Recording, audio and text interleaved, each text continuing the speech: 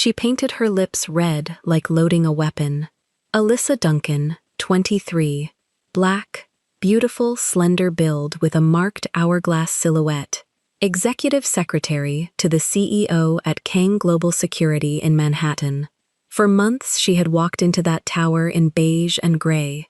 Invisible, useful, quiet. Today she chose red. Red lipstick, red pencil skirt, heels that cut the Calicut marble like a verdict. Margaret at the front desk forgot how to greet her. The CFO blinked twice in the elevator. "You look different today," he said. "It's very elegant." Kang Min-jae was waiting at the open doors of his office. Snow Wolf, founder of the firm. Korean tiger tattoo running down the right side of his neck, tail curling under the collar. Charcoal three-piece suit, dark almond eyes already flat. He had heard the heels coming. "Good morning, Mr. Kang," she said, and walked past him. By night, in the back of the Maybach, he kissed her hand and called her dangerous to his sanity. By day, she was Miss Duncan, bring me the reports. The boardroom went silent when she crossed it. Victor Han asked her to repeat a figure he had already written down. Min-jae cut him in half with one look. Then the office door closed, and the Snow Wolf growled 4 words she had been waiting 6 months to hear. "Wipe off that lipstick." She didn't. What happened next, nobody in that tower saw coming. Before starting the story, comment down below where you are watching from and what time it is there. If stories of karma, love, and hidden truths move you, leave a like. Be sure to subscribe to the channel and click join to become a member and help our channel. Alyssa Duncan uncapped the red lipstick at 6:47 a.m. and held it an inch from her mouth, studying the bullet of color the way a soldier studies a round before chambering it. The studio apartment in Harlem was still dark. One lamp burned on the vanity she had carried up 4 flights of stairs the year she moved out of her mother's house. The mirror in front of her was small, oval, second-hand. The face inside it was the face she had been hiding for 7 months. She leaned in.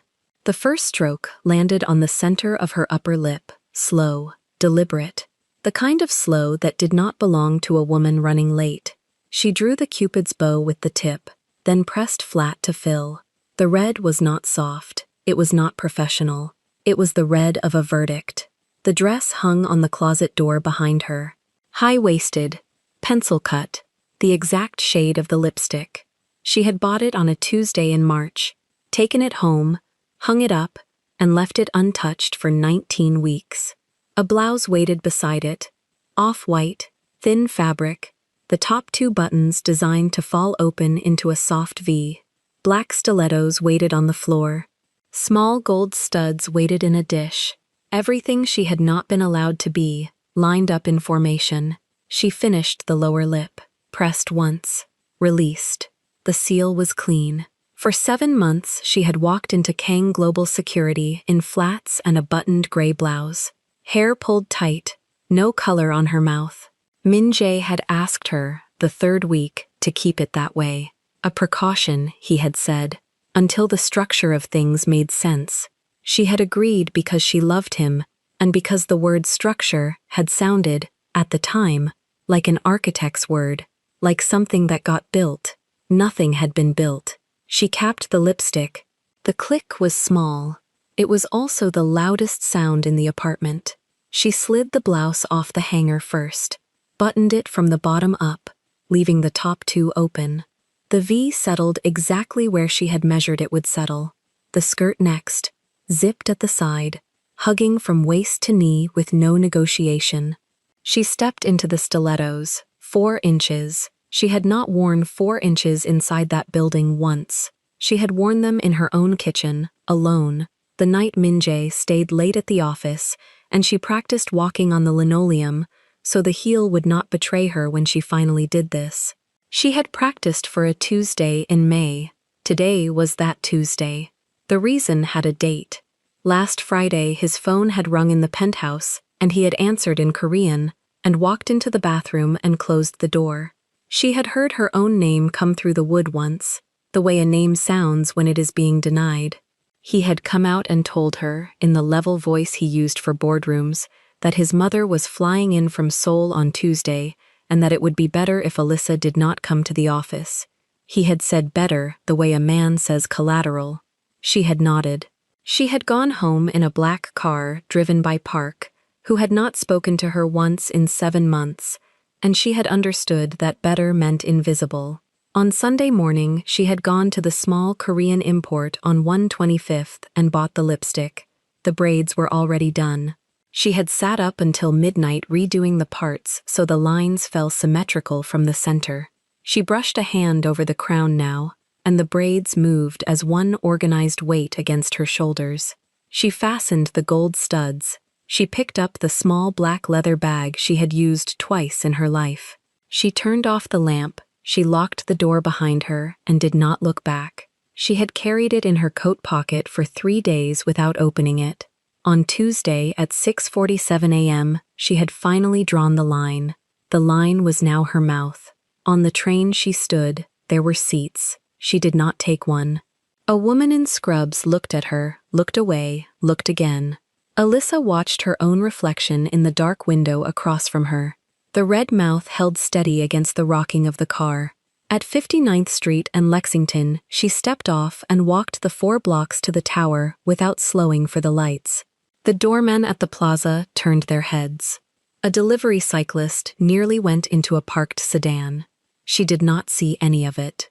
She saw the revolving doors of Kang Global Security, at the corner of 57th, the brushed steel facade, the dark glass, the small gold lettering above the entrance that did not bother to explain itself.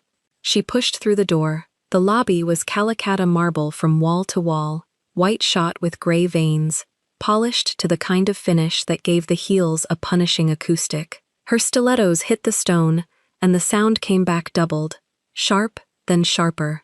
2 security guards by the elevator bank turned at the same instant. The morning concierge looked up from her ledger and forgot whatever she had been about to write. Margaret Reed had been working the front desk of this building for 9 years. She had reading glasses on a pearl chain and a navy blazer, and a smile she had perfected for billionaires. The smile she gave Alyssa now was not that smile. It was the smile of a woman who had just watched someone walk into a room as a different person. "Miss Duncan," Margaret said. The reading glasses came off the nose. "Good morning." "Good morning, Margaret. You look—" Margaret started. She did not finish. She tilted her head a 1/4 inch. "You have a meeting at 10. I know. Mr. Kang is in already. I know that too." Alyssa walked past the desk toward the elevators. The 2 guards looked at the floor. The smell of fresh lilies on the lobby table reached her and faded as she passed. The middle elevator pinged and opened. She stepped inside. Daniel Price was already in it. The CFO, 42, ash blonde hair combed back, navy slim-fit suit, light blue Oxford no-tie, the silver Rolex date just at his wrist. He had been the kind of polite to her, for 7 months, that had a wall behind it. His coffee cup paused halfway to his mouth when she stepped in. She pressed 47. The doors closed. The car began to lift. "Miss Duncan," he said. "Mr. Price." He set the coffee down on the small chrome shelf and looked at her, openly, for 1 full floor. "You look different today," he said. "It's very elegant." She did not answer immediately. The elevator was small. The mirrored panels on 3 sides multiplied the red of the skirt and the red of the mouth into a corridor of repetition. She watched the floor numbers climb, instead of meeting his eyes. "Thank you, Mr. Price. Is something happening today?" "Every day something happens here." He almost smiled. Then he did not. He picked the coffee back up and held it without drinking. The doors opened on 47, and she stepped out first because she had earned, in 7 months, the right to step out of an elevator first. The executive floor opened in front of her. A long corridor of gray limestone walls, recessed lighting, 3 pieces of contemporary Korean art she had selected herself, and Min Jae had pretended he had selected. At the far end, the double doors of the CEO suite stood open. They were never open at 7:38 a.m. They were open today. Kang Min-jae was standing inside them. He had heard the elevator. He had heard Margaret. He had heard the silence. He stood with one hand on the handle of the open door, in the charcoal black three-piece, the white shirt buttoned to the throat, the dark slate-gray silk tie cinched flat. His hair was sharp. His jaw was clean. The vacheron on his left wrist did not move because his arm did not move. He was not breathing the way he had been breathing 30 seconds ago. She started walking toward him.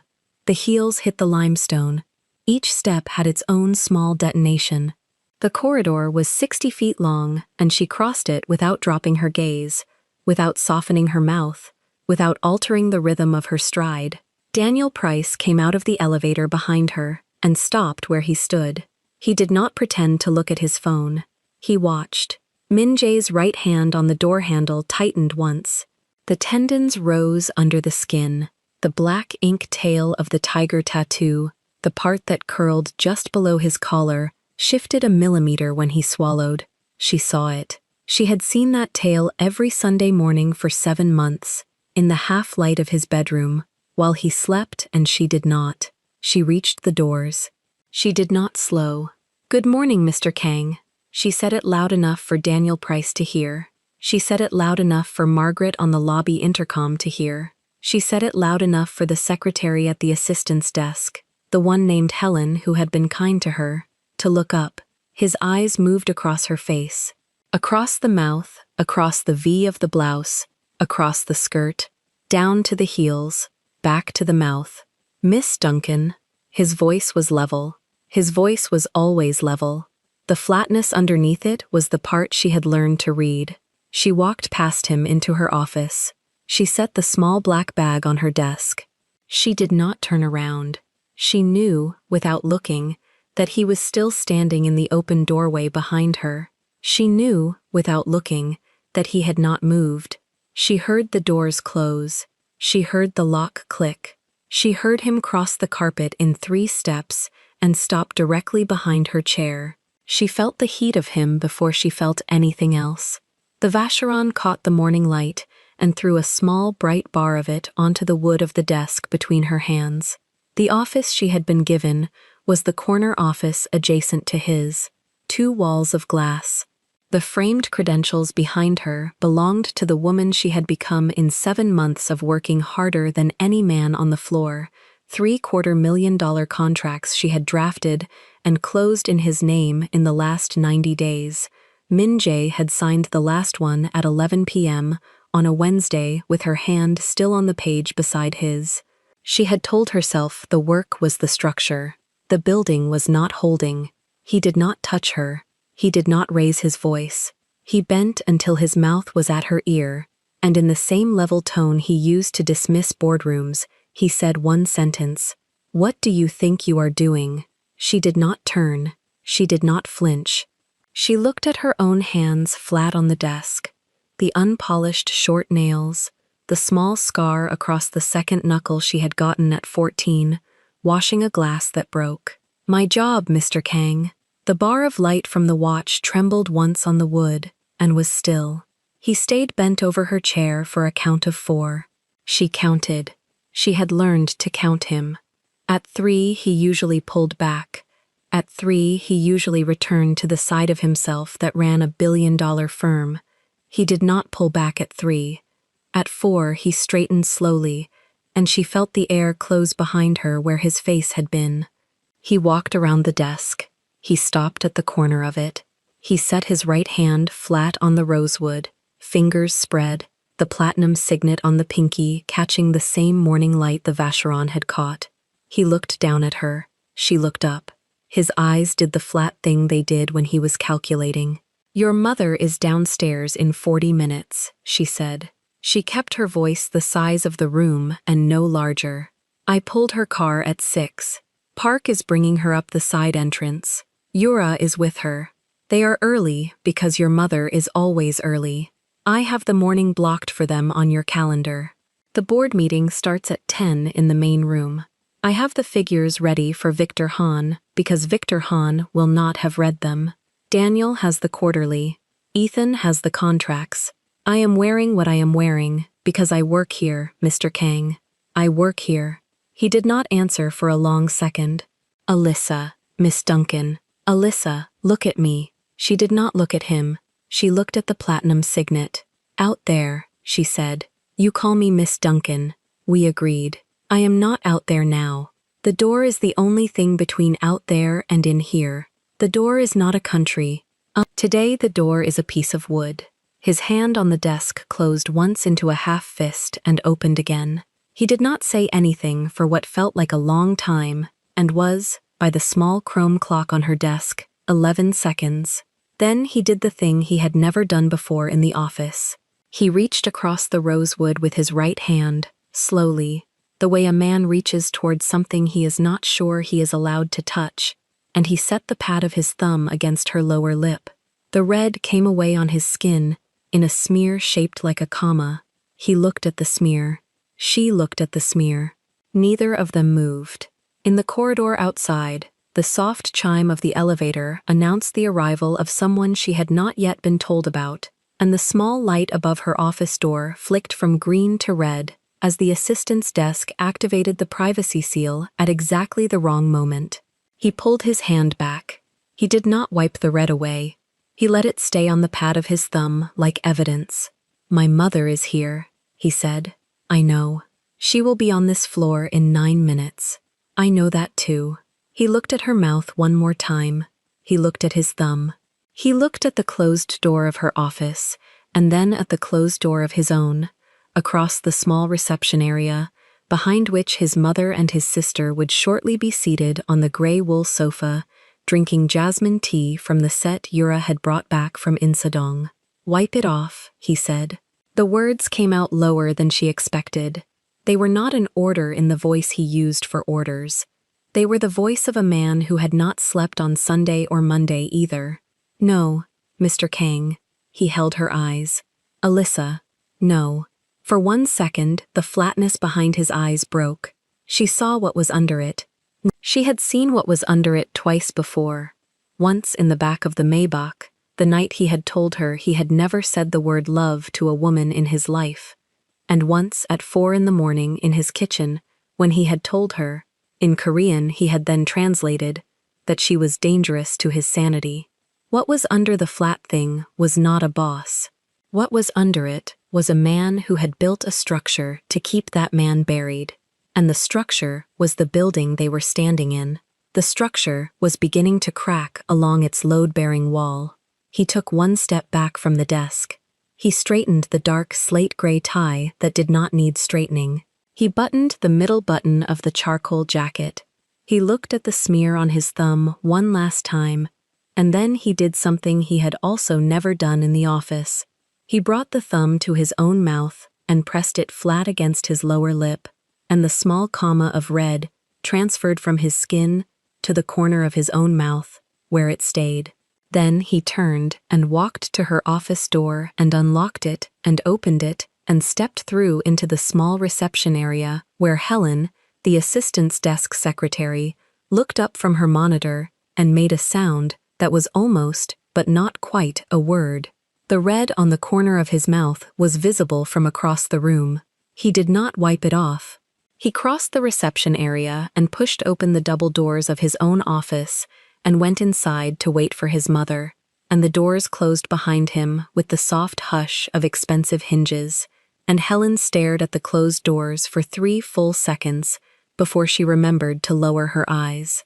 Alyssa sat at her rosewood desk. She did not move. She listened to the building, the havac, the faint hum of the printer down the hall, the muted ping of the elevator returning to the lobby, her own pulse in the small bones behind her ears. She picked up the lipstick from her bag. She uncapped it. She drew, slowly, exactly where his thumb had taken the color away. She pressed her lips together once. She capped it. Outside, in the corridor, Daniel Price was still standing where the elevator had left him, and he was looking at the closed door of her office, and he was beginning, for the first time in 7 months at Kang Global Security, to understand something he had not been told. The elevator behind him chimed a second time. The doors slid open. Kang Sun-hee stepped out first in cream silk and a navy ankle-length skirt, the jade pendant on the thin gold chain resting flat against her collarbone, her silver-streaked chignon pinned without a single loose strand. Yura came out behind her in the ivory blazer and the black silk camisole and the small quilted Chanel, glossy nude on her mouth, the bob swinging once at her jaw and falling still. Park, the driver, stood inside the elevator and did not get out. The doors closed on him. Sun-hee looked at Daniel Price. She did not greet him. She looked past him at the closed door with the red light above it. Then she looked at the other closed door, behind which her son was waiting. Her eyes were watchful. Her mouth was thin. She tilted her head a quarter-inch the way Margaret Reed had tilted hers in the lobby, except on Sun-hee the tilt did not mean what it had meant on Margaret. On Sun-hee, it meant something had already been noticed. "Daniel," Yura said, the first English word of the morning. "Where is my brother?" Daniel pointed without speaking at the double doors. Yura nodded once. The two women began to cross the limestone corridor toward the office of Kang Min-jae, and the stilettos of Yura and the low cream heels of her mother made two different sounds on the stone, and the sounds arrived together at the same closed door at the same instant. The boardroom on the 48th floor of Kang Global Security had been built to intimidate. One long table of black walnut, polished until it mirrored the ceiling, 12 chairs of oxblood leather, a wall of glass that opened onto the slate sky of Manhattan, where the Chrysler Building stood like a silver knife stuck into the morning. The other wall was lined with screens, all dark, waiting for whatever Kang Min-jae would order them to show. At 10 o'clock sharp, the door opened, and the executive board filed in. Daniel Price, the white American CFO with ash blonde hair combed back, and a Rolex date just catching the cold light. Victor Han, the Korean-American logistics partner, square-jawed behind thick black frames, burgundy tie clipped with gold. Ethan Cole, the in-house attorney, dark wavy hair and hazel eyes, slim leather portfolio under one arm, 3 department directors after them, then 2 analysts. They took their places without speaking, and each one of them, without exception, stole a glance at the chair on the right hand of the CEO before sitting down. That chair was empty. Then the second door, the smaller one that led from the executive suite, slid open, and Min-jae walked in. Charcoal black three-piece, tie tightened into a precise knot of dark slate gray silk, platinum signet ring catching 1 second of light when his hand brushed the back of his chair. The tiger on the right side of his neck stayed hidden beneath the collar. He sat. He did not look at the empty chair. He did not need to. Behind him, the door slid open a second time, and Alyssa Duncan walked in. The off-white blouse, the red pencil skirt, the thin black stilettos that announced her 3 seconds before she arrived. She carried a closed leather folio against her chest, her braids falling on both sides of her face, the red of her lips deeper now under the cold ceiling light than it had been at the elevator. She crossed behind the row of seated men, and Daniel Price's pen stopped writing. Victor Han, in the middle of unscrewing the cap of a fountain pen, missed the thread and had to start again. Ethan Cole lifted his eyes from his portfolio and forgot to lower them. Alyssa took the chair on Min-jae's right. She opened the folio. She placed a silver pen on top of a blank page. She lifted her face. She said good morning to the room in a voice exactly 2 notes lower than usual, exactly the right temperature, and the room mumbled good morning back like schoolboys. Min-jae began the meeting without looking sideways. Quarterly figures, Q3 projections, the Singapore arbitration, the pending review of the maritime contract. He spoke in clipped English, the Korean accent so light it was only a shadow on certain consonants. He demanded numbers, and Daniel Price gave them. He demanded clauses, and Ethan Cole produced them. He demanded freight loss percentages, and Victor Han opened his folder, found the figure, and, instead of reading from his own neat handwriting, lifted his face toward Alyssa. "Miss Duncan, could you repeat the percentage from the addendum? I want to be sure I have the same number." Alyssa did not move her head. She looked across the table at Victor Hahn with the same composed gaze she had given to her own reflection at 6 in the morning. She said, "Mr. Hahn, the percentage you have written in your folder, 3 lines from the top, is the correct one, 4.7. A small silence opened. Min-jae did not raise his voice. He turned 1 degree in his chair toward Victor Hahn, and the temperature of the room dropped without anyone touching the thermostat. He said, "Victor, yes, if you have already written the number, you do not need to ask my secretary to read it back to you. We are not in a kindergarten. Read your own notes." The flush that rose to Victor Hahn's neck went all the way up into his ears. He looked down at his folder. He did not lift his eyes again for the next 20 minutes. Daniel Price coughed into his fist to hide what was almost a smile. Ethan Cole turned a page that did not need turning. Alyssa kept her pen moving across her notebook in small, clean strokes, and not one muscle in her face moved. Min-jae returned to the agenda, but Alyssa, behind her steady hand and her unblinking eyes, was no longer entirely inside the room. The voice of Victor Hahn had lit a small fuse somewhere behind her ribs, and the fuse was burning back through months. She remembered the first night, 4 months ago, the freight elevator at the back of the building because the lobby had cameras, Min-jae waiting in the dim corridor in shirt sleeves, no tie, the tiger on his neck fully visible for the first time. The way he had said her name then, not Miss Duncan, just Alyssa, and the way he had pulled her by the wrist into the corridor and pressed her against the wall and kissed her without asking. The way he had stopped, forehead against hers, and whispered, in a voice that had nothing to do with the CEO of Kang Global Security, "You are dangerous to my sanity." She remembered the side street drop-offs after that. The black Maybach with tinted windows that would wait 2 blocks from her apartment in Harlem so that no doorman in Midtown would see her get out of it. The way Min-jae would take her hand on the leather seat and turn it palm up and press his lips to the inside of her wrist, slow, deliberate, like a man drinking from a cup he believed he did not deserve. The way he would whisper into her hair, in Korean first, and then in English, the things he would never say in daylight. She remembered the mornings after, the same Maybach dropping her at the corner of 49th and Lexington at 6:45, so that she could walk the last block alone and arrive at the lobby of Kang Global Security at 6:58, and ride the elevator with 3 other secretaries, and step into the executive floor at 7 exactly. The way Min-jae would walk past her desk at 8, eyes flat, voice flat, hand never grazing her shoulder. "Miss Duncan, bring me the Hyundai file. Miss Duncan, cancel the 11 o'clock. Miss Duncan, coffee black." As if the wrist had never been kissed, as if the wall in the freight corridor had never existed. By night, "You are dangerous to my sanity." By day, "Miss Duncan, bring me the reports." 4 months of that.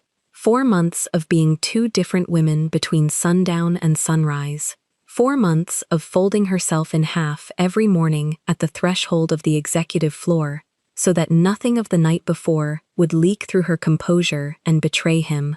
Betray them. And 4 months of waiting for him to do, just once, the smallest thing in public. A glance held 1 second too long. A hand at the small of her back at the elevator. A whispered word in front of Margaret. Anything that would say, even silently, "She is not just a secretary." He had never done it. The voice of Min-jae brought her back into the room. "Miss Duncan, the projections for the Hyundai division, page 9. She blinked once. She turned to page 9 without hesitation. She read the figures in the same low, even voice with which she had said good morning. The men listened. Daniel Price wrote down a number. Min-jae nodded once and moved to the next item. Nothing in the room had changed. Nothing at all had happened. The fuse behind her ribs went on burning quietly. At 12:15, Min-jae closed the binder in front of him with one clean motion and ended the meeting. The board rose. Chairs slid back on the carpet. Folders were gathered. Ethan Cole, the in-house attorney, did not move toward the door with the others. He waited until Victor Hahn and Daniel Price were almost in the corridor, and then he stepped lightly around the corner of the table to where Alyssa was capping her silver pen. "Miss Duncan." "Mr. Cole." He smiled the careful smile of a man who had rehearsed the next sentence in front of a mirror. "There is a cocktail tonight on the 50th floor. The clients from the Geneva division. 6:30. I was wondering whether you might allow me to accompany you upstairs when it begins." Alyssa's hand did not stop closing the folio. Her face did not change. She opened her mouth to give a polite, professional refusal, the kind of refusal she had been giving to men in offices since she was 19. She did not get to give it. Min Jae's voice cut across the table from where he was still seated, low and absolutely even. "Mr. Cole." Ethan Cole turned his head. "Miss Duncan will be required on the executive floor for the duration of the afternoon. If you want company to the cocktail, ask one of the analysts." The smile on Ethan Cole's face did not so much vanish as evaporate. He inclined his head once, said, "Of course, sir," picked up his portfolio, and walked out of the boardroom at a pace that was not quite a retreat and not quite a normal walk. The room emptied. The door closed. Alyssa stood with the folio against her ribs. Min Jae rose. He did not look at her. He said, "My office." He walked out, and she followed 3 paces behind him along the limestone corridor, past the open-plan desks, where 2 assistants pretended very hard not to lift their eyes. They passed the door to his outer office, where Margaret would normally be filtering calls but was, mercifully, downstairs at lunch. They passed into the inner office, the corner one, with the 2 glass walls and the view of the East River. Min Jae stepped to the side of the door. He waited until Alyssa had crossed the threshold. He closed the door behind her with the soft, expensive sound that only very heavy doors make. He turned the small brass lever that engaged the interior lock. The click of the lever was the loudest sound in the room. He turned to face her. For 3 full seconds he did not speak. The flat dark of his eyes was not flat anymore. There was something underneath it that Alyssa had seen only in the freight corridor and in the back seat of the Maybach. He took 1 step closer. He looked at her mouth. He said, "Wipe off that lipstick." The words landed in the room like a glass dropped on stone. He said it again, quieter, and the second time it was not a request and it was not, quite, an order. It was something rougher, something with the shape of a man who had been losing his footing since 6:58 in the morning. "Wipe off that lipstick, Alyssa." She did not move. The folio was still against her ribs. She felt the leather of it through the thin blouse. She felt the 4 months in the room with them, the freight corridor and the Maybach, and the page 9 projections, and Victor Hahn's burning ears. She felt the red on her mouth as a thing she had loaded, like a weapon, at 6 in the morning, the way another woman might load a pistol. She said, "No." Min Jae raised his eyes from her mouth to her eyes. The tiger at his neck shifted as the tendons in his throat moved. "What did you say?" "I said no, Mr. Kang." He took another step. He lifted his hand, slowly, the platinum signet catching 1 second of light, and reached toward her face. Not violent. The way he had reached for her wrist in the back seat of the Maybach. The way he reached for her in the dark. Alyssa stepped back. 1 clean step. Her stiletto made 1 small precise sound on the floor. His hand stopped in the air. She lowered her chin 1 degree. She kept her voice exactly 2 notes lower than usual, exactly the temperature she had used to say good morning. She said, "I am yours when the door is closed, Mr. Kang. I am yours in the corridor at the back of the building, and I am yours in the back seat of your car, and I am yours in the dark when you tell me in Korean what you will never tell me in daylight. I am yours when the door is closed." She let the silence carry the next sentence almost by itself. Out there you call me the secretary. Out there you say, "Miss Duncan, bring me the reports." Out there your hand does not know my shoulder. Out there, I do not exist as anything except the woman who reads page 9. His hand was still in the air between them. So no, Mr. Kang. I will not wipe off the lipstick. The lipstick belongs to the woman out there. The woman out there is the only one of me you have agreed to be seen with. And if she is the only one you are willing to claim, then she gets to choose the color of her own mouth. He did not lower his hand right away. He looked at her as though he were seeing, for the first time in 4 months, a wall in his own house that he had walked past every day without noticing it was load-bearing. Something behind his eyes moved, something close to fear, though neither of them would have called it that yet. He lowered his hand. He did not touch her. He said, very quietly, in English, Alyssa. She did not answer to her first name. Not here. Not on this side of the door. She tilted her chin 1 more degree. Was there anything else? Mr. Kang, I have the Geneva file to prepare for the cocktail. He looked at her for 1 more second. Then the CEO came back into his face like a shutter coming down. The flatness returned to the dark eyes. The tendons in his throat settled. The tiger at his neck went still. He said, "That will be all, Miss Duncan." She inclined her head exactly the correct number of degrees. She turned. She walked to the door. She turned the brass lever back. She opened the door. She stepped out into the corridor of limestone and morning light, and closed the heavy door behind her with the same soft, expensive sound. In the corridor, she did not stop. She did not breathe out.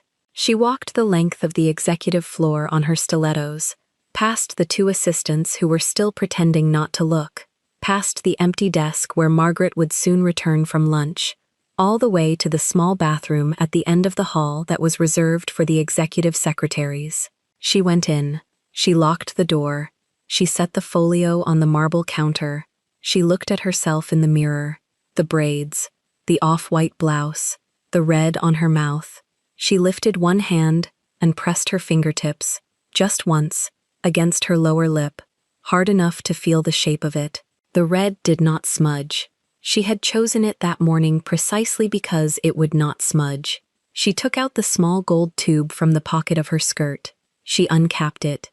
She leaned toward the mirror. She did not wipe off the lipstick. She put on another layer. Then she capped the tube, picked up the folio, unlocked the door, and walked back out into the corridor of Kang Global Security to prepare the Geneva file, while on the other side of the executive floor, behind the heavy door he had closed and locked and then opened again, Kang Min-jae stood at the wall of glass with his back to the East River and learned, for the first time in his life as a man who owned 32 floors of Midtown Manhattan, what it felt like to be afraid of losing something he had refused, for 4 months, to admit out loud that he had. He stood there long enough that the East River turned from gunmetal to a thinner, paler blue, and the city below him kept moving the way cities do when they have no idea what is happening on the 50th floor of a building they pass every day without looking up. His hand was flat against the cold glass. His tie was loose at the throat. The black tiger inked down the right side of his neck was fully visible now, tail curling under the collar of the white shirt, and for the first time in years, Kang Min-jae did not bother to fix any of it. He did not hear the elevator chime. He did not hear the soft, deliberate clack of low cream heels crossing the Calacatta marble of the executive floor. He only heard Margaret's voice on the intercom, careful, almost apologetic, saying that his mother and his sister had arrived without an appointment and were already walking down the corridor toward his office. Min-jae closed his eyes for exactly 1 second. When he opened them, the CEO was back, tie tightened, tattoo hidden, jaw set. He walked out of his private office, crossed the executive corridor in 7 measured steps, and reached the open lounge area. At the same moment, Alyssa Duncan rose from her desk to greet the 2 women already standing in the middle of the floor. Kang Sun-hee stood very still in her cream silk blouse and her navy ankle-length skirt, the small structured cream handbag held in front of her, with both hands like a shield she had been carrying since 1985. The pearl studs in her ears caught the light. The jade pendant on its thin gold chain rested exactly in the hollow of her throat. Her silver-streaked black hair was pulled into the same low chignon she had worn to her husband's funeral, to her son's graduation, and to every board meeting where she had ever needed a man to remember who his mother was. Beside her, Kang Yura tilted her glossy black bob to one side. The blunt fringe sat perfectly above her sculpted brows. Her cat-eye liner was sharp. Her nude lips were glossy and unsmiling. The ivory blazer over the black silk camisole did not have a wrinkle in it. The small black quilted Chanel bag hung from her wrist. Her beige Hermes loafers had not made a single sound on the marble. Both women looked at Alyssa Duncan at the same time. They looked at the red of her skirt. They looked at the red of her mouth. They looked at the long, fine braids falling past her shoulders. They looked at the off-white blouse with the top buttons open in a V. They looked at the thin black stilettos. They took her in the way auctioneers take in a piece they have not yet decided to bid on. "Mother," Min-jae said. His voice was low and even. "Yura, you did not call." "We did not need to call," Sun-hee answered in Korean, soft as a needle going into silk. Then she switched to English, and the English was even softer. "We were in the area. We thought we would see the office. We thought we would meet the people who keep my son alive." Her eyes had not moved from Alyssa. Alyssa did not lower her gaze. She did not step back. She placed her hands behind her, the way a soldier places hands behind during inspection, and she let the older woman look. The intercom hummed. Somewhere down the hall, a printer began its quiet, mechanical breathing. The black tiger on Min-jae's neck stayed hidden under his collar, but Alyssa could feel it there anyway, the way you feel a held breath in a room. "Mother," Min-jae said again, "this is Miss Duncan, my secretary." Sun-hee tilted her head 1 degree. She did not extend a hand. "Miss Duncan, Mrs. Kang," Alyssa said. Her voice was steady. "It is a pleasure." Yura made a small sound that was almost a laugh and was not a laugh. She stepped forward on her silent loafers and stopped close enough to Alyssa that the air between them had to choose a side. She let her eyes drop, slowly, from the long braids, to the V of the blouse, to the cinched waist of the red skirt, to the points of the black stilettos. Then she let them climb back up to the red mouth. "That is a very brave lipstick for a Tuesday," Yura said. The corridor went still. Alyssa did not flinch. "Thank you. It is the kind of color a woman wears," Yura went on, smiling now with the corners of her glossy nude mouth, "when she wants to be remembered." She tilted her head the other way. "It is almost a resume, isn't it? The lipstick, worn like that, to the office." "Of my brother." Margaret, 3 desks away, suddenly found something on her keyboard that needed her undivided attention. Daniel Price, who had been walking toward the kitchen with a cup in his hand, made the wisest decision of his career and turned around without breaking stride. Min-jae did not move. His jaw did one small, terrible thing. He did not speak. Alyssa let 3 seconds pass, 3 full seconds, in heels, on Calacatta marble, in front of the mother and sister of the man whose mouth had been on hers in the back of a Maybach not 72 hours before. Then she smiled. The smile was small and exact, and went nowhere near her eyes. "You are kind to notice, Miss Kang." She lifted her chin 1/4 of an inch. "Where I come from, the only resume a woman wears is her last name, and the work she has done with it. I am here at this company because the work I have done is excellent. The lipstick is just a color. The work is the resume." Yura's smile did not move, but something in her eyes did. A small, surprised recalibration. The kind a fencer makes when an opponent does not retreat where she was expected to retreat. She opened her mouth to answer. She did not get the chance. Sun-hee stepped forward, 1 quiet step on her low cream heel, and she did not look at Alyssa anymore. She looked at her son. The cream handbag stayed in front of her in both hands.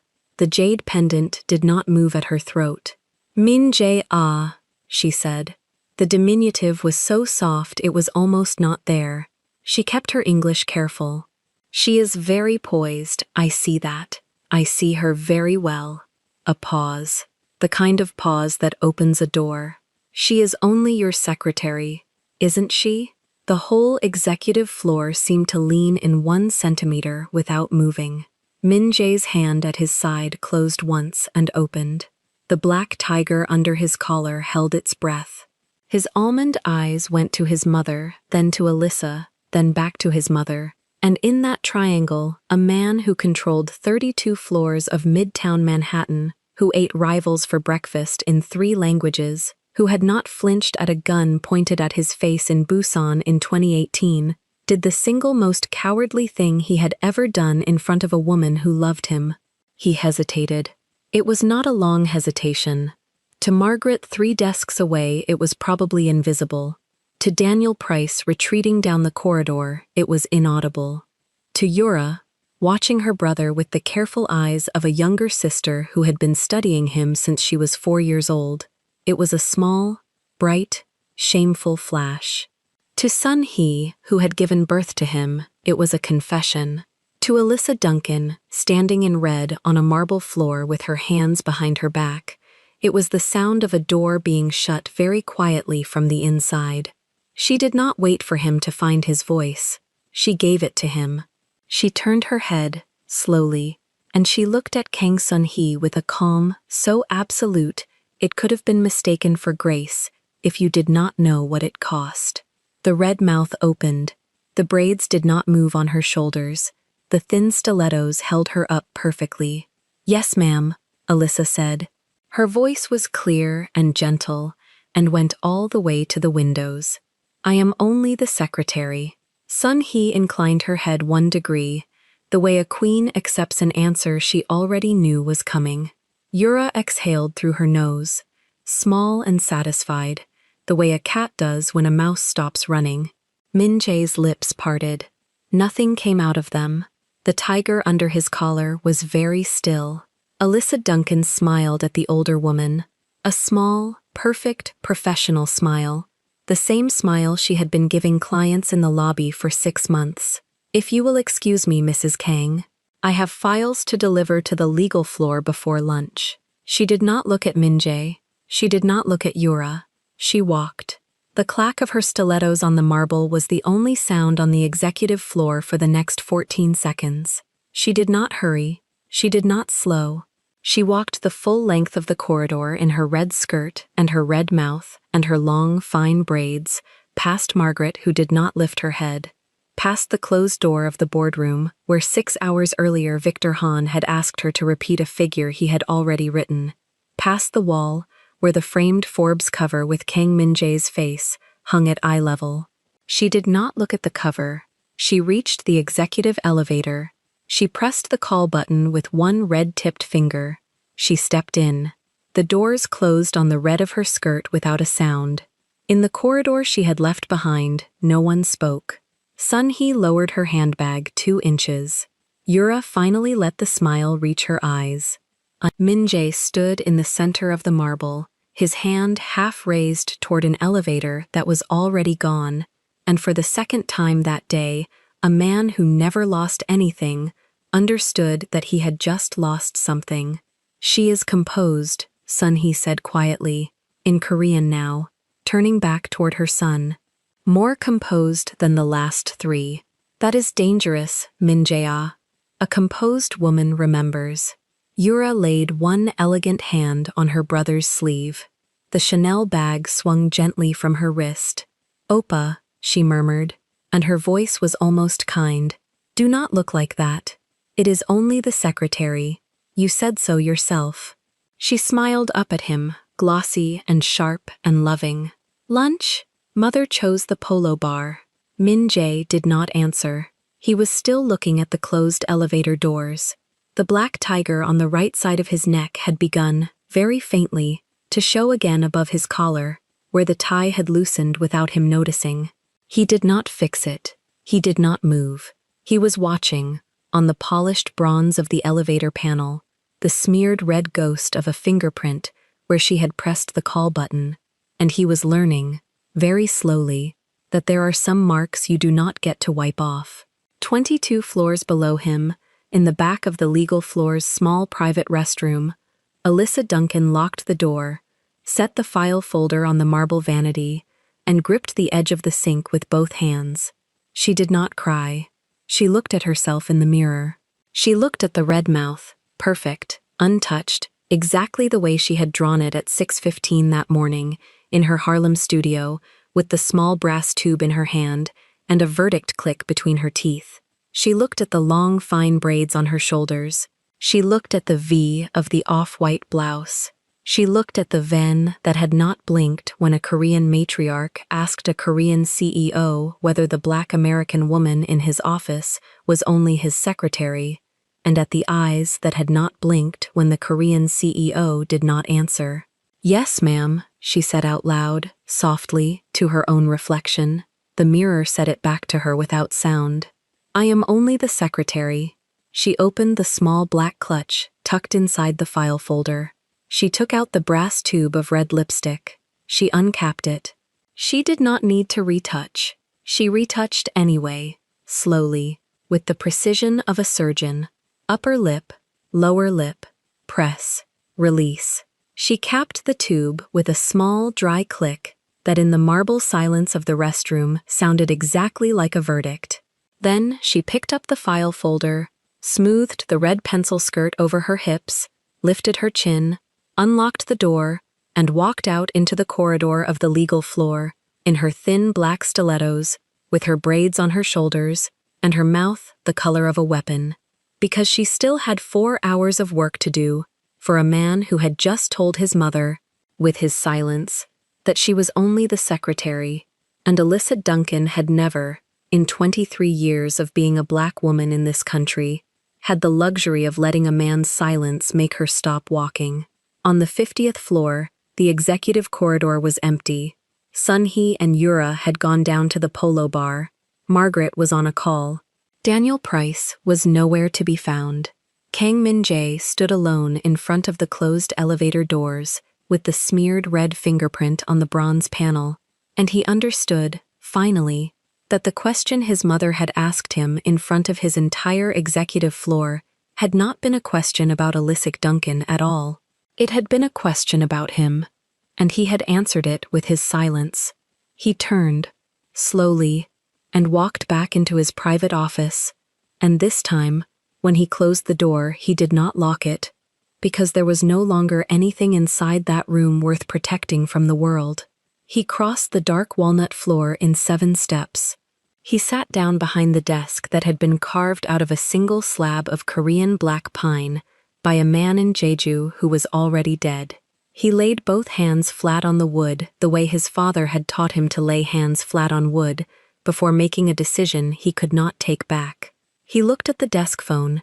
He looked at the silver intercom. He looked at the small framed photograph of his mother, taken in 1994, in which she was holding him on her hip in front of the first ceramics gallery she had ever opened, and her mouth in the photograph was closed, in exactly the same line it had just been closed on the executive floor. He picked up the desk phone, he set it down, he picked it up again, he dialed the 4 digits of Alyssa Duncan's extension. He listened to the line ring once, twice, 3 times, 4. On the 5th ring, her voicemail clicked on. He heard her voice, professional and warm and not his, telling whoever was calling that Miss Duncan was away from her desk and would return the call at her earliest convenience. He set the receiver down very gently in its cradle, the way a man sets down a glass that is already cracked. On the legal floor, Alyssa Duncan watched the small red light on her extension blink once and stop. She did not pick up. She did not need to. She finished signing the bottom of the contract Ethan Cole had handed her with shaking deference 12 minutes earlier. She slid the signed copy into the manila envelope. She handed the envelope back to Ethan without lifting her eyes from her own neat signature, and she said, calmly, "Please tell Mr. Cole that the witness signatures are complete. I will be back at my own desk in 20 minutes." Ethan nodded twice, fast, and left without speaking. Alyssa stood alone in the legal corridor in her red skirt, and she allowed herself, for exactly one breath, to close her eyes. Then she opened them. She walked to the window. She looked at the river. She thought about the small Harlem studio where she had painted her mouth that morning like loading a weapon. She thought about her grandmother's voice at the kitchen table in Charleston, saying, "Baby girl, a man's silence is a sentence, and you do not have to stand inside it." She thought about the verdict click of the brass tube closing at 6:15. She thought about how many months she had spent learning to fold herself small enough to fit between the back seat of a Maybach by night and the word secretary by day, and she thought about the precise instant, on the 50th floor, when Kang Min-jae's mouth had opened and nothing had come out of it, and she understood that the folding was over. She turned from the window. She picked up her file folder. She walked back to the elevator with the same unhurried clack of stilettos she had used coming down, and when the doors opened on the 50th floor, she walked past Margaret, past the framed Forbes cover, past the closed door of Min-jae's office without slowing once, and she sat down at her own desk in her red skirt and her red mouth, opened her laptop, and began, with the steady fingers of a woman who had just been given her freedom by a man too afraid to say her name, to type the afternoon's correspondence as if nothing in the world had changed, while 3 floors below them at the Polo Bar Kang Sun-hee lifted a small porcelain cup of tea to her thin lips and smiled, for the first time that day, the smile of a mother who believed she had just won. The afternoon passed in the weightless quiet that follows a verdict. Alyssa typed. She booked a car for the COO's wife. She approved a vendor invoice and forwarded a press request, and through every keystroke, her red mouth stayed exactly where she had repainted it, untouched by any hand but her own. Min-jae did not come out of his office. Twice his assistant line lit up on her desk phone, and twice she answered with the flat professional cadence she would have used for any other executive. "Yes, Mr. Kang. Of course, Mr. Kang. I will have it on your desk by 4. She did not look up at the frosted glass. She could feel him on the other side of it, the way a swimmer feels a current that has decided, without warning, to pull in a different direction. At 3:40, Margaret set a small white envelope on the corner of Alyssa's desk. The Kang Global Security crest was embossed in silver across the flap. Inside, on heavy cream stock, was a single line reminding the executive floor that the quarterly partner cocktail would begin at 6 on the 50th floor Sky Terrace, attendance confirmed for all directors. Alyssa read it twice. She thought of the black silk sheath she kept in the garment closet behind her desk for client dinners that ran late. She thought of Sun-hee's porcelain teacup at the Polo Bar. She thought of Yura's glossy mouth saying the word resume. She thought of the man behind the frosted glass who had not been able, in front of his mother, to say her name. She opened the closet. She took out the black silk. She hung it on the back of her chair where anyone walking past could see it, and she went back to typing. At 5:45, she went into the executive bathroom. She washed her hands. She unzipped her red skirt and stepped out of it, and folded it across the marble counter the way a soldier folds a flag, edge to edge, corner to corner. She pulled the black silk over her head and let it fall, cold and liquid, down her body. The sheath stopped at the knee. The neckline cut a clean square across her collarbone. She slid her feet back into the black stilettos. She unfastened the small braid she had pinned behind her ear that morning and let her hair fall full around her shoulders, and then she leaned toward the mirror, uncapped the red tube, and rebuilt her mouth from the corners in, slow and exact, the way a painter restores a signature on a canvas that someone else has tried to scrub off. She blotted once. She pressed her lips together.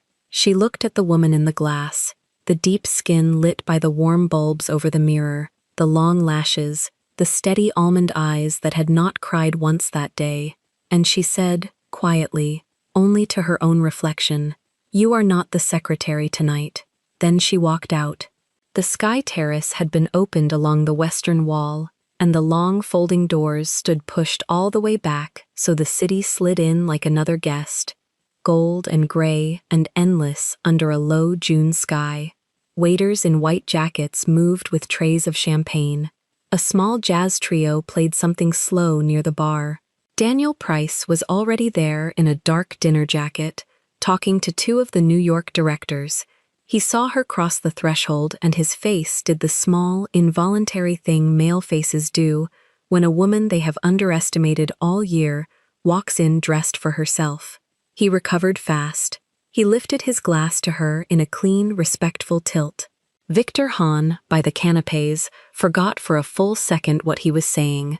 Ethan Cole, near the window, set down his drink. Alyssa did not stop at any of them. She took a glass of champagne from the nearest tray, said a low thank you to the waiter, and walked, in her own time, to the railing on the far side of the terrace where the river caught the last of the sun. She stood there alone for perhaps 3 minutes. She did not check her phone. She did not look back toward the doors.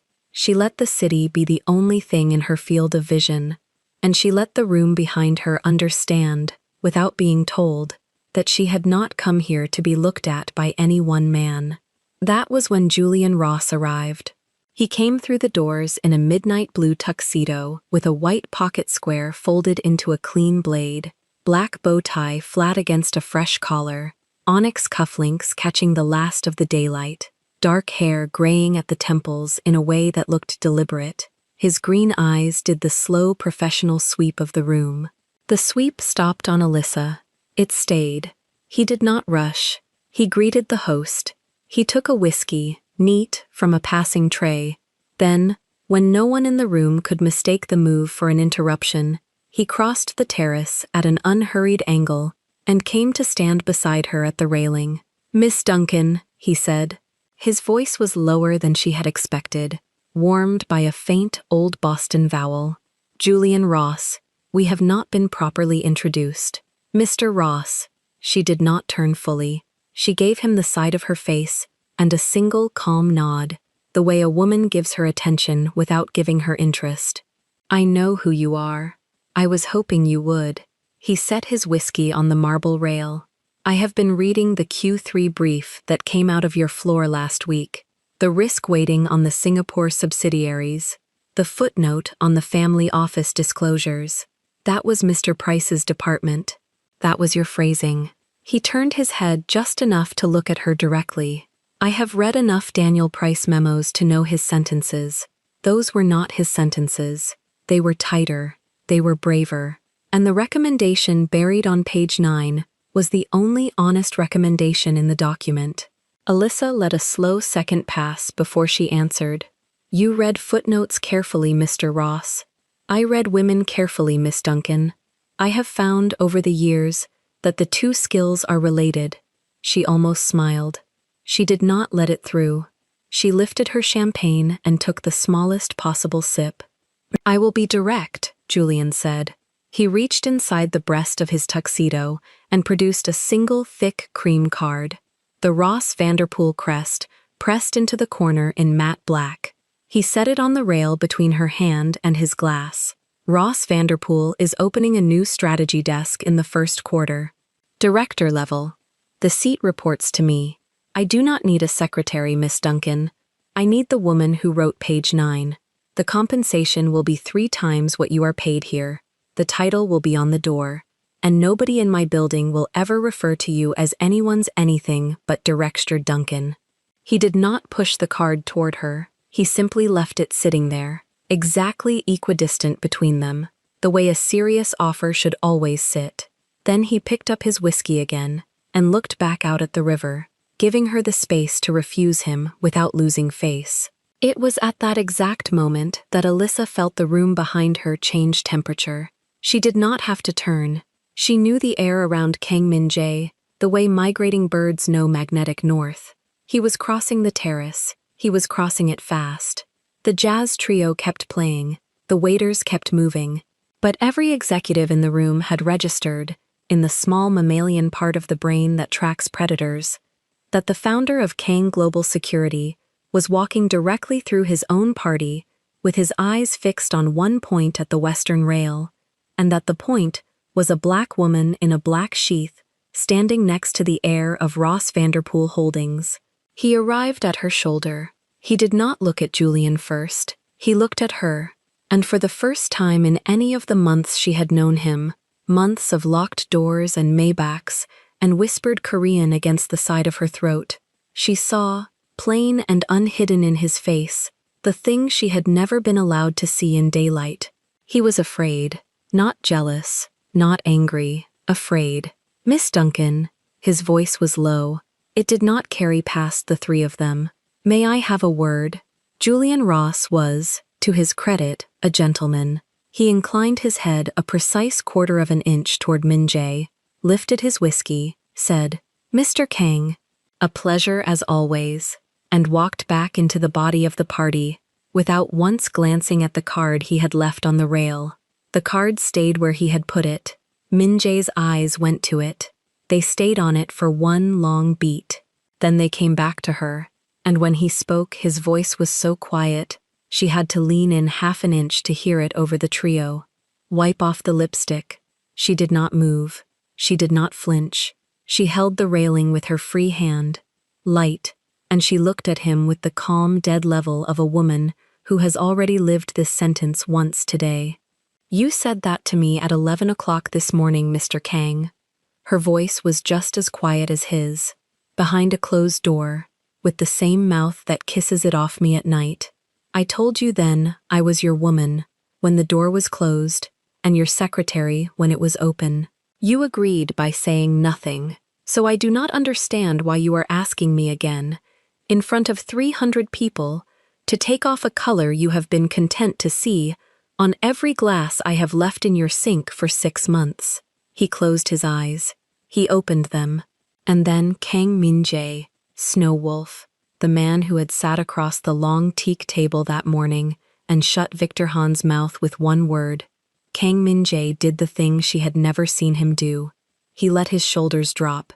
He let the breath go out of him the way it goes out of a man who has finally stopped carrying a weight he was never meant to carry alone. "Because I didn't have the courage," he said, quieter still, almost to the floor between them. "Because I didn't have the courage to say you are my woman. Not at 11 this morning. Not when my mother sat in my office and asked. Not on any of the nights I drove you home through the side streets so no one would see. The lipstick is not the problem, Alyssa. The lipstick is the proof that another man in this room just looked at you the way I have looked at you for 6 months, and was braver about it than I have ever been. I did not come over here because I am jealous of Julian Ross. I came over here because I am terrified that he was the one who finally gave you, in front of everyone, the public pride I have been too much of a coward to give you myself." The river kept moving below them. The trio shifted into a slower song. Somewhere behind them, a woman laughed too loudly at something Daniel Price had said. Alyssa did not speak. She did not have to. Her face had gone very still, the way a deep lake goes still in the second before a stone breaks its surface. And Min-jae, who had spent his entire adult life reading the small movements of dangerous men, read the small movement of her mouth, and understood that he had exactly one chance left, and that the chance was now, and that the chance was here, on this terrace, with his mother 3 floors below in a polo bar, and his sister probably already on the elevator up. He turned. He did not take her hand yet. He turned to face the room. "Excuse me," he said. He did not raise his voice. He did not have to. The trio heard him first, and let the song fall away into a single sustained piano note. The conversations died in concentric circles, the closest tables first, then the ones by the bar, then the cluster around Julian Ross at the canapes, until the entire 50th floor terrace of Kang Global Security was looking at its founder, and at the woman in the black sheath standing beside him with a glass of champagne in one hand and an offered director's card untouched on the rail behind her. He reached out. He took her free hand. He laced his fingers through hers, slow and deliberate, where every set of eyes in the room could see the gesture and count the seconds it lasted. "Most of you," he said, "know Miss Alyssa Duncan as my executive secretary. Most of you have called her that, in this building, for almost a year. I have allowed that. I have, in fact, required it. His thumb moved once, very lightly, across the back of her hand. I was wrong to require it.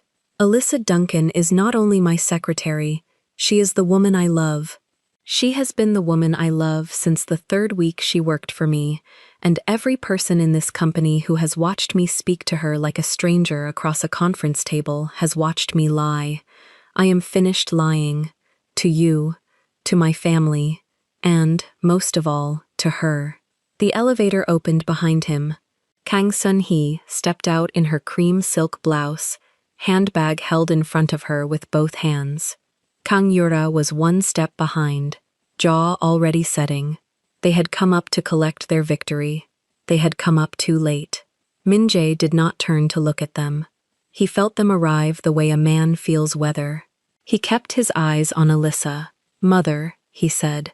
His Korean carried, low and clean, across the terrace. Nuna, I would like you to meet, properly this time, the woman I intend to marry. Her name is Alyssa Duncan. She is from Harlem. She graduated top of her class from Spelman. She runs the most disciplined desk in this building, and if either of you ever, in any room, in any language, refers to her again as only my secretary, you will not be invited to the wedding. Sun-hee did not move. Her face did the small frozen thing that the faces of women who have controlled rooms for 40 years do when they realize, all at once, that a room has stopped belonging to them. Yura's glossy mouth opened a 1/4 inch and stayed there. Alyssa felt Min-jae's hand tighten on hers. She let it, but she did not let the moment finish on his terms. She turned, slowly, so the whole terrace had to follow her, and she looked up into the face of the man who had finally, after all these months, used her name in front of his mother. Min-jae. Her voice was steady. It was not soft. I accept, but you will accept me back on terms. Name them. You will never again, in any room, behind any door, ask me to wipe off my lipstick. You will never again ask me to change my clothes, to make a meeting easier for you. You will never again ask me to make myself smaller, so the men in your family or the men at your table feel taller. The woman you just told this room you love is the woman who walked into your lobby this morning in a red mouth and a red skirt. You marry her or you marry no one. He did not hesitate this time. There was no door to close. There was no mother to glance toward. There was only the terrace, and the city, and the woman. I marry her, he said, in the red, every day for the rest of my life. 2 hours later, the Maybach pulled up under the awning of a small Korean-French restaurant on the Upper East Side. Henri Laurent waited on the curb in his black tuxedo, white napkin folded over his forearm, silver hair catching the streetlight. He had been told, on the drive over, only that Mr. Kang would be arriving with one guest. He opened the rear door himself. Min-jae stepped out first. He turned. He offered Alyssa his hand into the open air of Madison Avenue, the way a man offers his hand to a woman he has, at last, decided to walk beside in public, and she took it, and she rose out of the car in the black silk and the red mouth, and the long dark braids loose around her shoulders, and Henri Laurent, who had been seating the powerful of Manhattan for 31 years, did not need to be told who she was. Bonsoir, Monsieur Kang. Bonsoir, Henri. Min-jae did not let go of her hand. He did not lower his voice. He looked the maitre d' in the eye and said, in clean, unhurried English, so that the doorman heard, so that the 2 couples waiting behind them heard, so that the city heard, table for me and my girlfriend. Henri Laurent smiled the small, precise smile of a Frenchman who has just been let in on the only secret in the room worth keeping. Of course, monsieur. The terrace table, as always, for you and mademoiselle. He led them through the dim front room, past the bar, where 2 old men in cashmere blazers looked up from their cognacs and forgot to look back down, through a narrow corridor of dark wood, and out onto a private terrace strung with warm white bulbs, a single round table set against the wrought iron railing under a soft blue night. Henri seated her himself. He recommended the tasting and the burgundy and disappeared. They were alone. The city hummed below them. Somewhere on Park, a horn sounded once and stopped. Min-jae did not sit. He stood beside her chair, one hand resting lightly on the back of it, and he looked down at her with the same eyes that had been afraid on the terrace at the office, only now the fear was gone, and what was left underneath it was something simpler, and older, and harder to name. He cleared his throat. He looked, for a half-second, almost shy. "May I?" he said. "Kiss my girlfriend." Alyssa lifted her face to him. The warm bulbs caught the red of her mouth, the deep, luminous tone of her cheekbones, the small, steady fire that had been burning behind her eyes since 5 o'clock that morning, when she had loaded the lipstick like a weapon in a Harlem bathroom, and decided, without asking anyone's permission, that today was the day she would stop being a secret. "You may," she said, "but be careful with the lipstick." He bent down.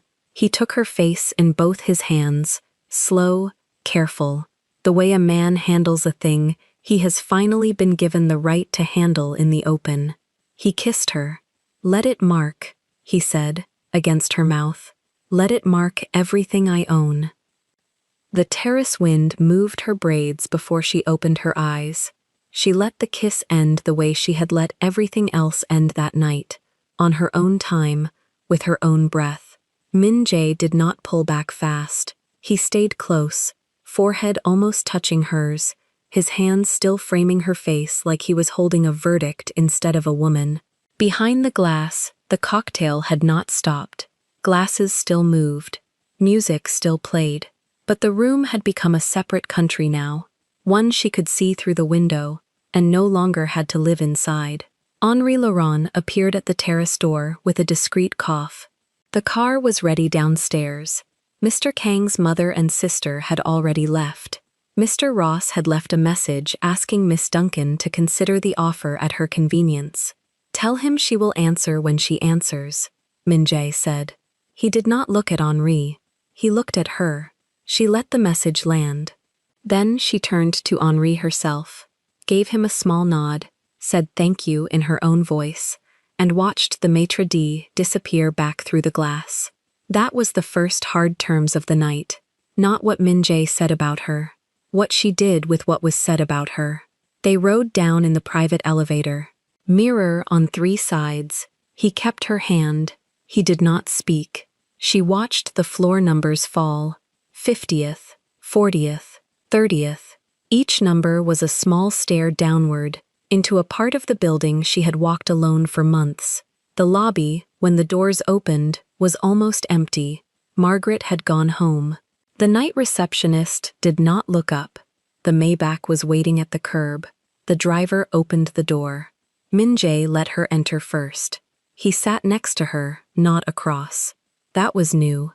For months she had ridden across from him in this car, 2 strangers in a back seat, the partition always up. Tonight the partition stayed down. He told the driver her address in Harlem before she said it. She looked at him. "You remembered." "I have always remembered." The car pulled into the Manhattan night. She watched the lit windows of the tower fall away in the rear glass. Somewhere on the 50th floor, his mother was still putting on her coat. Somewhere on the 50th floor, Julian Ross was still holding an empty card slot in his wallet, having given his to a woman who had not given hers back. Somewhere on the 50th floor, his sister Yura was saying something cold and tired into a phone. The phone in Min-jae's jacket buzzed. He did not look at it. It buzzed again. He did not look at it. The third time he took it out, glanced at the screen, and turned it face down on the leather between them. She saw the name before the screen darkened. Mother. "She will not stop," Alyssa said. "She does not have to stop. I have to stop listening. That is not the same thing." He looked at her. The cold posture was gone. What was underneath it was not warm. It was tired. It was a man who had been running a company since he was 25, and a family since he was 19, and a name since he was born. "I know," he said. The car crossed into Harlem. The streets narrowed. The lights softened. She watched her neighborhood arrive the way it always arrived, slow at first, then all at once. The bodega on the corner, the church with the blue door, the fire escape on her building that someone had painted black last spring. Home was not a metaphor here. It was a 4-flight walk-up with a buzzer that did not work and a window that faced an air shaft. The Maybach stopped. The driver did not get out. Min-jae did. He walked around the back of the car, opened her door himself, and offered his hand. She took it. She stood on her own sidewalk in red heels, with the man who had called her his woman, in front of his mother an hour ago.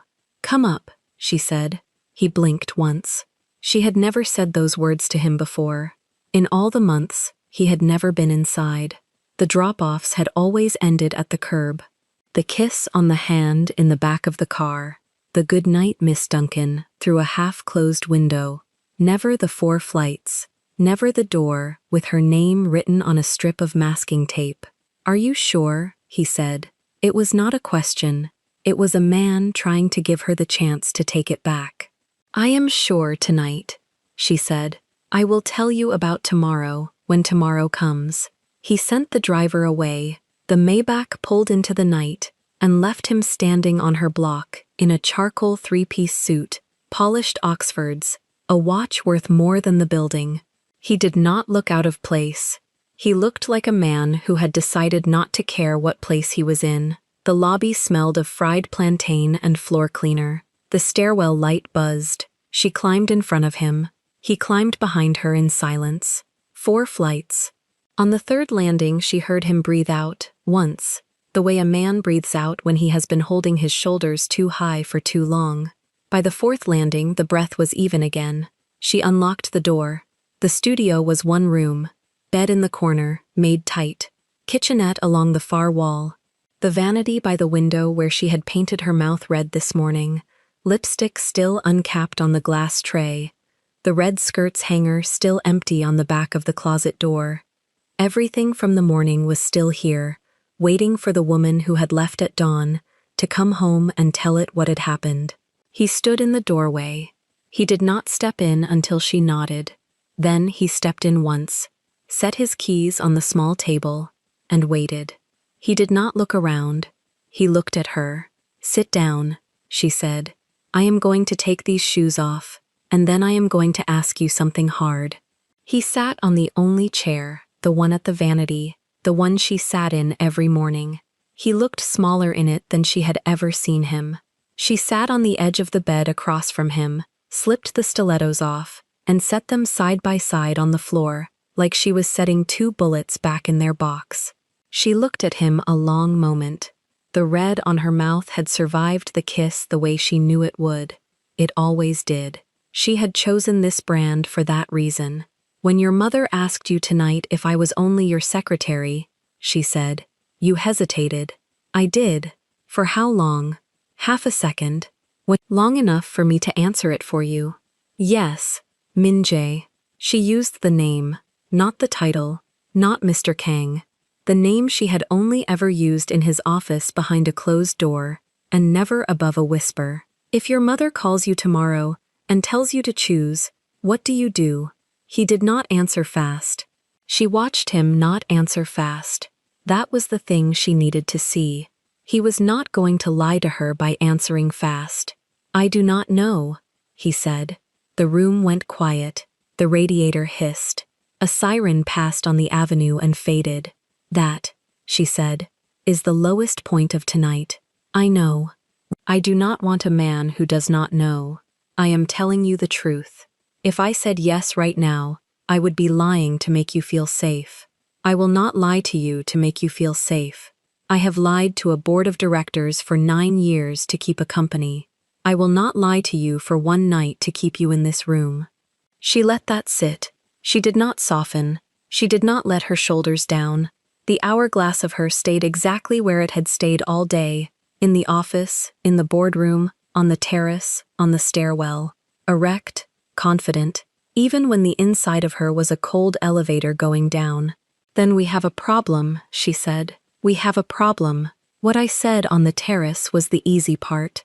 The hard part is the morning after the terrace. The hard part is the second time your mother is in a room with me. The hard part is Yura at a holiday dinner. The hard part is the board meeting on Monday, and the secretary across the floor who will be told to pour my coffee. The hard part is not whether you love me. I know you love me. The hard part is whether you have decided to lose things for me. Because you will lose things for me, Minjae. You will lose your mother for a while. You may lose her for good. You will lose Yura. You will lose 3 deals that were going to close because somebody's wife does not want a black girl at the table. You will lose the cover that being unmarked has given you for 9 years. He looked at the floor. She watched the top of his head, the sharp side-swept black hair, the tiger tail of the tattoo just visible at the right side of his collar where the tie had loosened. She had traced that tattoo with her finger in dark hotel rooms. She had never traced it in light. I know, he said. Say it out loud. I will lose them. All of them, if it comes to that. All of them, if it comes to that. And if your mother calls tomorrow and tells you to choose. He looked up. The dark almond eyes were not flat now. They were not calculating. They were a man's eyes. I choose you, he said, out loud, in her house, on the phone, in the boardroom. I choose you. Half a second ago, you said you did not know. Half a second ago, I was telling you what I felt. Now I am telling you what I am going to do. They are not the same sentence. The first one is honest. The second one is a decision. You asked me both. I am giving you both. She breathed out. She had not realized she was holding it. Minjae. Yes. If you ever again, in front of anyone, in any room, hesitate when somebody asks what I am to you, I am gone. Not in a fight, not with a slammed door. Gone. The next morning, you will come to my desk, and the desk will be clean. You will call my building, and I will have moved. I am not threatening you. I am telling you the price. I hear the price. Pay it. I will pay it. She stood. She walked to the vanity. He stayed sitting. She picked up the lipstick from the glass tray. The same tube she had loaded like a weapon at dawn. She held it in her palm for a second. Then she set it down again, exactly where it had been.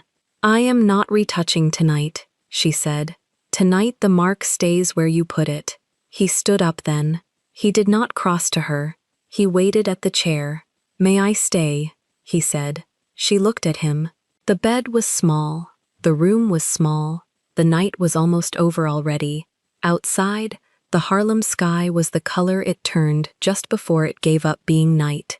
You may stay until 5, she said. At 5 you go home. You shower in your own apartment. You put on a clean suit. You walk into the building at 7:30 the way you always do. I walk in at 8 the way I always do. Tomorrow we are not hiding, but we are also not performing. We work. We do the meeting at 10.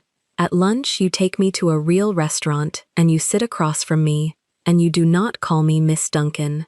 After work, you take me to your mother's house, and we have the second conversation, the one where she does not get to ambush us in your office, the one where I sit on her couch and drink her tea and answer every question she has, in full sentences, in front of you.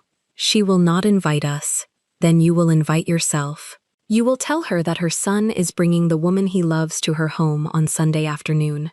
You will tell her that the woman is black and American and 23, and the executive secretary at her son's company, and the daughter of a postal worker from Newark, and a hospice nurse from Charleston, and that none of those facts are negotiable. You will tell her that she may meet the woman with grace, or she may meet the woman with cruelty, but she will meet the woman, and if she chooses cruelty, you will leave her house with me, and the next time you see her will be at a hospital or a funeral. You will say all of that. You will not soften it. You will not Korean it into something polite. You will say it in the language she taught you in, and you will say it the way she taught you to say things you mean. He looked at her a long time. Yes, he said. Good. She walked back to the bed. She sat down. She patted the space next to her. Once, with the flat of her hand, he came over. He sat. He did not touch her. He waited. "Take the jacket off," she said. "Take the tie off. Take the shoes off. You are in my house. In my house, the snow wolf does not exist. In my house, there is a man named Min Jae who is going to sleep 4 hours next to a woman named Alyssa, and at 5 in the morning, he is going to put his armor back on and go fight for her in his own world." He took the jacket off. He hung it on the back of the vanity chair, careful, the way he hung it on the leather hanger in his office. He took the tie off. He coiled it. He set it on the vanity next to her lipstick. He bent and unlaced the Oxfords. He set them next to her red heels, 2 bullets and 2 boots, side by side on her cheap wood floor, like an arrangement she would remember for the rest of her life. He sat back down next to her. She turned the lamp off. The room went to the blue-gray of pre-dawn Harlem. She lay back. He lay back beside her, on top of the blanket, fully dressed in shirt and trousers, hands folded on his chest like a man at a wake. She almost laughed. "You can move," she said. "I am afraid to." "Why?" "Because if I move, I will want everything, and tonight is not for everything. Tonight is for the conversation we just had. I want to leave the conversation where it is." She turned her head on the pillow and looked at him. The tiger at his collar was a black smudge in the dark. She reached over with one finger and traced the curve of its tail, slow, the way she had traced it in hotel rooms, and this time, the light through her airshaft window was real light and not a paid-for light. "Min Jae, yes. Thank you for telling me you did not know, before you told me what you would do. Thank you for asking me both." She closed her eyes. The radiator hissed. Somewhere 4 floors down, a door slammed, and a man laughed. The city went on the way the city always went on, indifferent to small rooms where large decisions were being made by quiet people. She fell asleep first. She did not mean to. She had wanted to lie awake and watch him until 5, but the day had been long, and the morning had begun with her painting her mouth like loading a weapon, and now the weapon was on the vanity beside his coiled tie, and the man it had been aimed at was breathing slow beside her, and her body finally believed her that she could put it down. He stayed awake. He watched the ceiling. At 4:30, he turned his head and looked at her face on the pillow, the red still on her mouth, the braids spread dark on the white cotton, the long lashes still. He memorized it. He had memorized many things in his life: contract clauses, faces at funerals, the exact weight of a gun, his mother's silences. He memorized this the same way, as something he would need later, as something he would be tested on. At 5 minutes to 5, he got up. He did not wake her. He put the shoes on. He coiled the tie around his hand and slid it into his jacket pocket. He put the jacket on. He bent over the bed. He did not kiss her mouth. He kissed the place on her forehead just above her right eyebrow, the place no lipstick could mark, the place a man kisses a woman when he means he will be back. He let himself out. The door clicked behind him. She did not stir. On the stairwell going down, he stopped on the 3rd landing, the same landing where he had breathed out on the way up. He took the phone out of his pocket. He looked at the 17 missed calls from Mother. He did not delete them. He did not return them. He typed, in Korean, a single line. "Sunday afternoon. I am bringing her. Be ready." He sent it. He turned the phone off. He put it in his pocket. He walked down the last 3 flights to the Harlem street, where his driver, who had not gone home, was waiting at the curb with the engine running and the back door already open. Upstairs, in the blue-gray room above the airshaft, Alyssa slept with the red still on her mouth, and the day that was coming was already a different day than any day she had ever lived. The 50th floor did not look like an office that evening. The conference walls had folded back, the boardroom table rolled away, the carpets lifted to reveal a polished black floor that mirrored the chandeliers above. Round high tables in white linen lined the windows. Waiters in black vests moved soundlessly. Manhattan burned outside the floor-to-ceiling glass, and the Hudson lay below like a strip of black silk. Alyssa stepped out of the elevator at 7 minutes. She had not changed her outfit. The off-white blouse, the red pencil skirt, the thin black stilettos that made the same precise sound on stone she had decided at dawn would be the sound of her arrival. The only thing she had refreshed was the lipstick.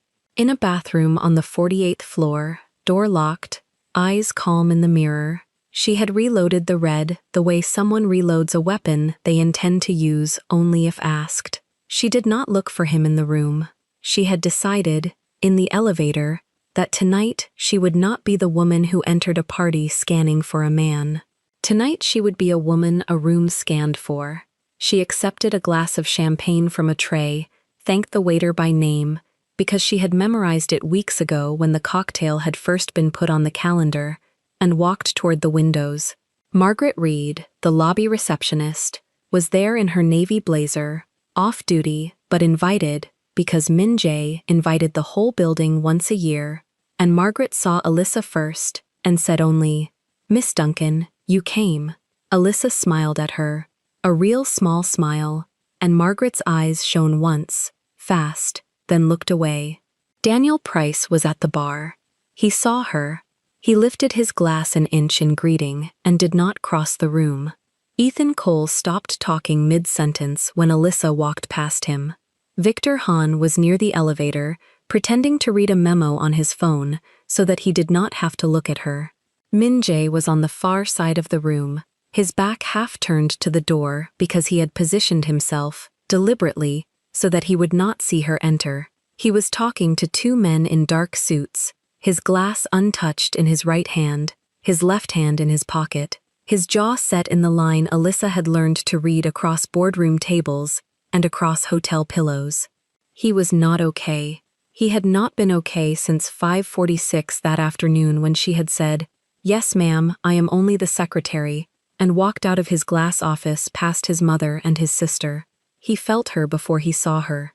She watched him feel her. His shoulders changed first, then his weight on his feet, then very slowly, as if turning faster would betray him, his head. His eyes found her at the window. He did not move toward her. He did not smile. He simply looked, and the look was not a CEO's look. It was a man's look. It was the look of someone who had spent 8 hours preparing a speech and could not, now, remember the first line. She turned away from him on purpose. Not cruelly, calmly. She lifted her glass to her mouth and let the bubbles touch her lower lip without disturbing the red, and she looked out at the river, and she let him stand there with his speech in his throat. That was when Julian Ross came up beside her. She knew who he was before he spoke. The midnight blue tuxedo, the white pocket square folded into 3 perfect peaks, the onyx cufflinks, the Patek Philippe on the left wrist. Julian Ross, CEO of Ross Vanderpool Holdings, the only man in Manhattan Min Jae considered a rival, and Alyssa knew this because she had typed the memos. "You are Alyssa Duncan," Julian said. He did not phrase it as a question. He had done his homework. "I have been reading your name on Kang papers for 2 years. The Lewiston restructure, the Hartford merger note, the Brussels deck last March." He smiled, a clean, polite smile that did not reach for anything. "I assumed you were a man named Alyssa from Eastern Europe. I am pleased to be wrong." She did not flinch at the assumption. She set her glass down on the high table beside her without breaking eye contact. "The Hartford merger note was rewritten 3 times, she said. "The first 2 were not mine." "I noticed," Julian said. "The third had a paragraph on counterparty risk that I have reread out loud to my own board." He tilted his head, considering her. "Who taught you to write counterparty risk like that?" "I taught myself," she said. "On the train from Harlem to Midtown between 6:12 and 6:43 every morning for 8 months. Then Julian Ross laughed. It was a short, surprised laugh, the laugh of a man who had been bored at a party for an hour and had just been handed a reason to stay. Across the room, Min Jae heard the laugh. Alyssa did not need to look. She felt the temperature on her left side change. "Miss Duncan," Julian said, and his voice had dropped half a tone into something professional, something Alyssa recognized as the voice he used when he was about to spend money. "I have an open seat on the board of a holding I am restructuring in Westchester. Director of Strategy. Title, Equity, Your Own Team. I have been looking for the right person for 9 months. I think I have just been looking in the wrong building. He reached inside his tuxedo jacket, took out a thin black card, and laid it on the linen between them, not in her hand, on the table, so that the choice to pick it up would be hers and only hers. Call my office on Monday, or do not. The seat is yours either way until Friday. Alyssa looked at the card. White lettering on black. A direct line. No assistance number. She did not pick it up. She did not refuse it. She let it sit there, like a small dark door someone had opened in front of her. "Thank you, Mr. Ross," she said. "I will think about it on the train tomorrow morning." Julian smiled again, the smile of a man who had received exactly the answer he had hoped for, neither yes nor no, and inclined his head, and walked away into the room, and the air on Alyssa's left side did not warm. It grew colder. He was already crossing. He came across the polished black floor with the slow, steady step of a man walking toward a verdict. The 2 men he had been talking to had melted away the moment he turned. The room had not gone quiet, exactly, but the conversations near his path had thinned. The way a crowd thins around a fire, it has not decided yet whether to watch. Sun Hee was near a column at the south wall, her cream silk blouse catching the chandelier light, her thin, straight lips watching her son cross the room toward the black woman in red.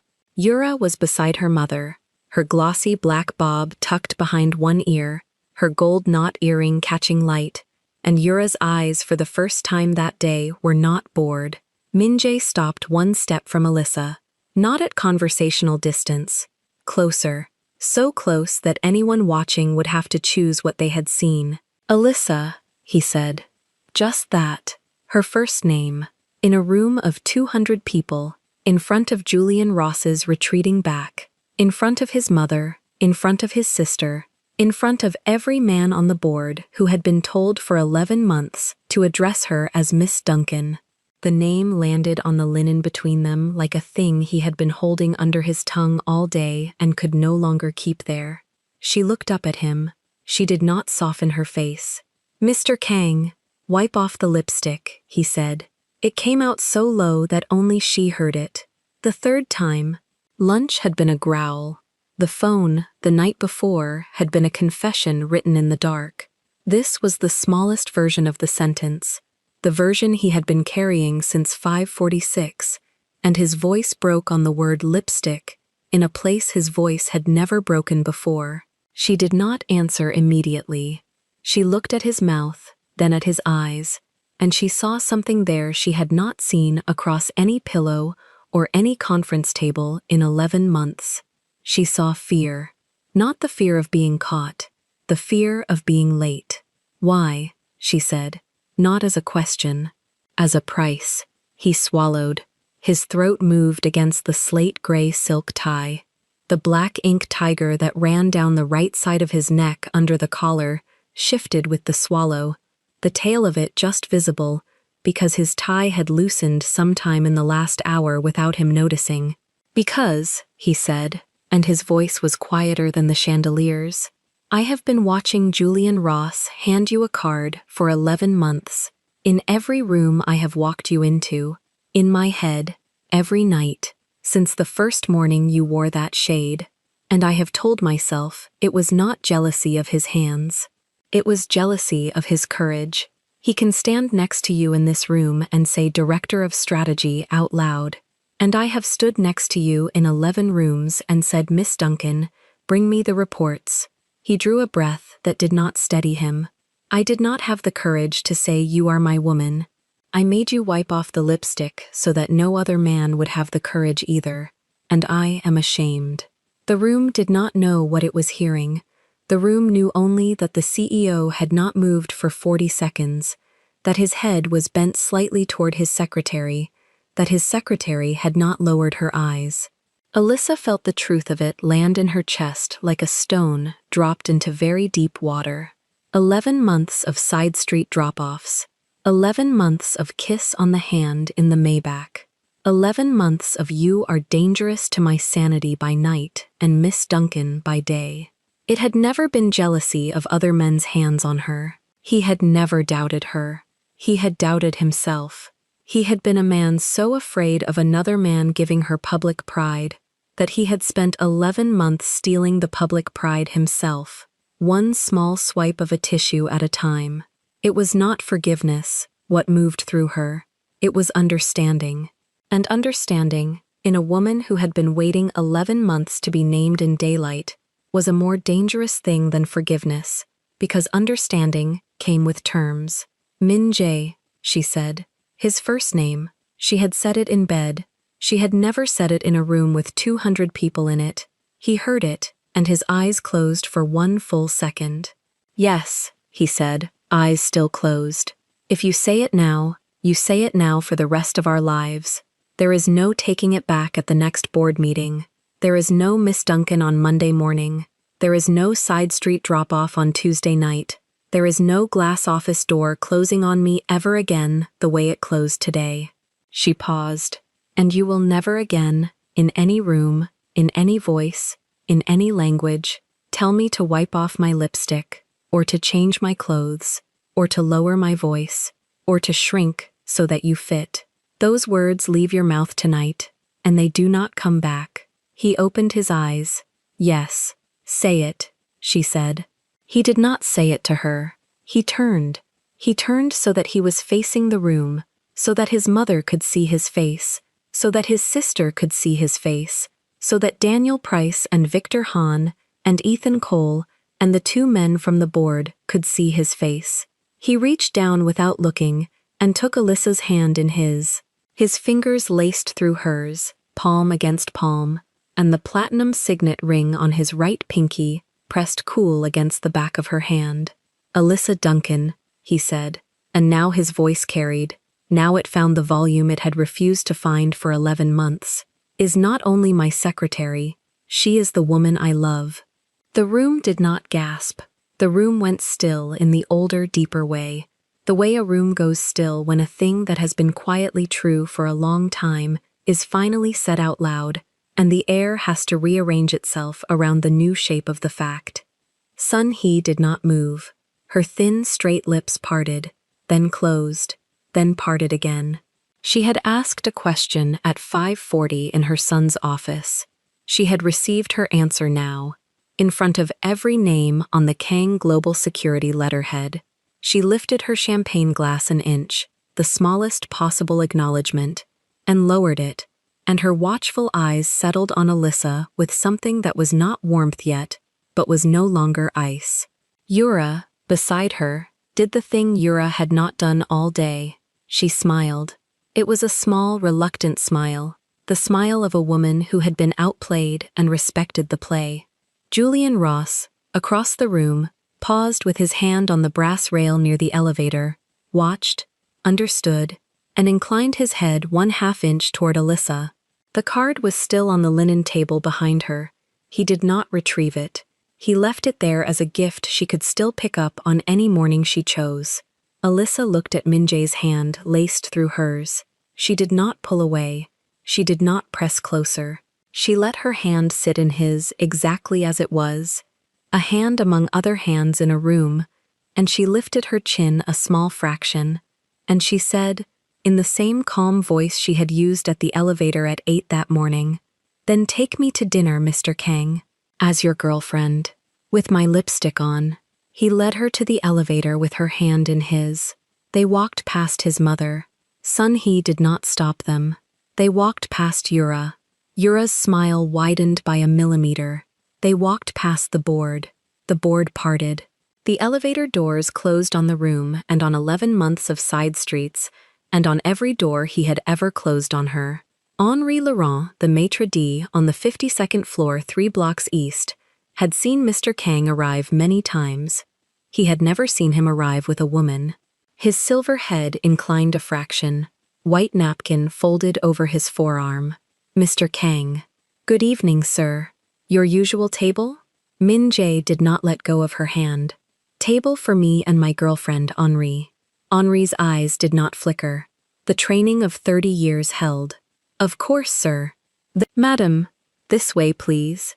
He led them past tables of men who turned to look, and women who turned to look longer, past the orchid wall, past the cellar window, to the curved corner banquette under the south glass, where the city below looked like a circuit board lit from underneath.